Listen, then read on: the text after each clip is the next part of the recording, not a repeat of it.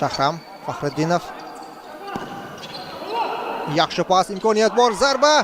Gol, hisob qisqaryapti. 3-2.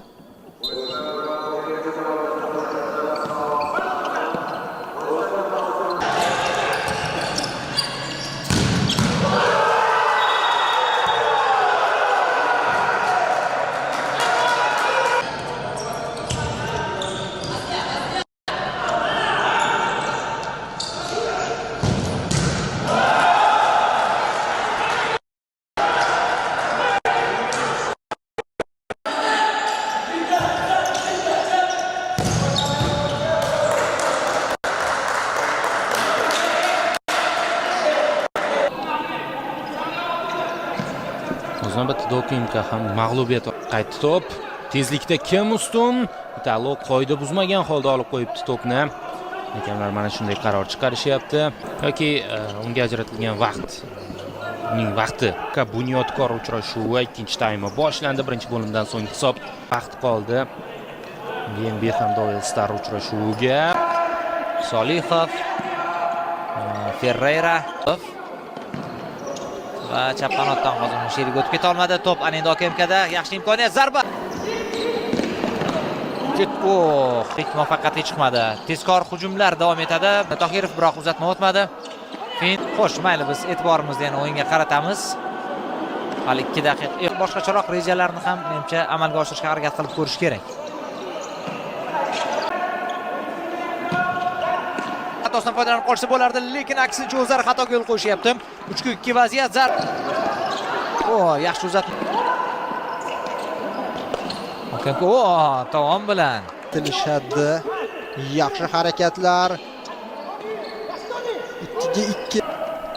Uchrashuvda vaziyatlar ko'payyapti. Har ikkala jamoa hujumlar sonini oshirdi. Faollik futzalda toza o'yin vaqti hisobga olinadi. Victor Oliveira Dias, Leandrino. Uning pasi noaniq bo'layapti. Xato.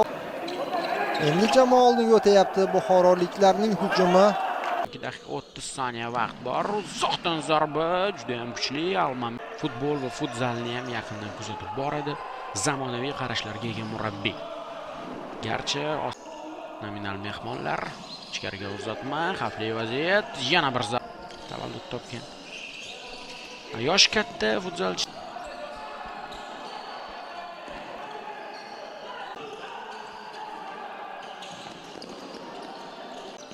SQB Lokomotivni 3-1 hisobda mag'lub etdi.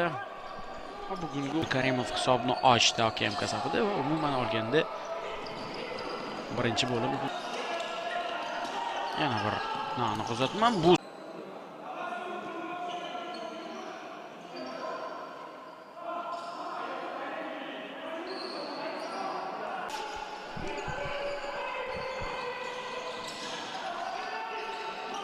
imkon bermadi samarqandliklar, ammo Dinamo katta kuch bilan oldinga o'tayotgandan keyin OKMKning qarshi hujumlari xavflilashib boradi. OKMK qarshi hujumga chiqyapti. Endi shunday qarshi hujumlar ko'raveramiz har ikki jamoada ham. Bu safar faol ishlatildi. Sariq kartochkasi bilan ongli ravishda ishlatilgan qoidabuzarlik. Mehroj Xudoyberdiyev raqibini libosidan ushlab oldi. 4-foul.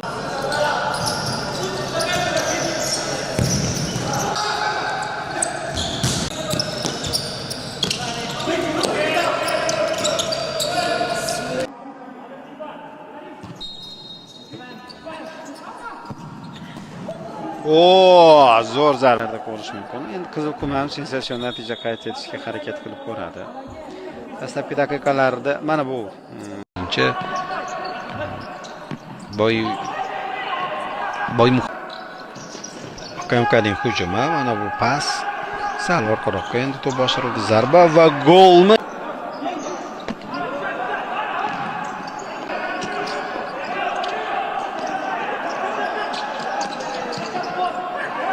Qanotga pas. Zarba yo'q.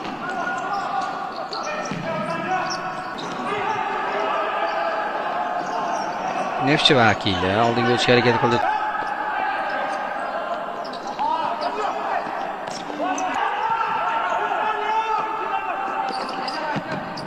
zarba. KMK jamoasi a'zolari. Mana bu yerda olishdan zarba darvoza tomon Rosha o'tkazilmoqda. Ikkinchi o'yin soat 17 da Navoiyning Qiziq Qizlarga texnik mag'lubiyat yoziladi. Surxon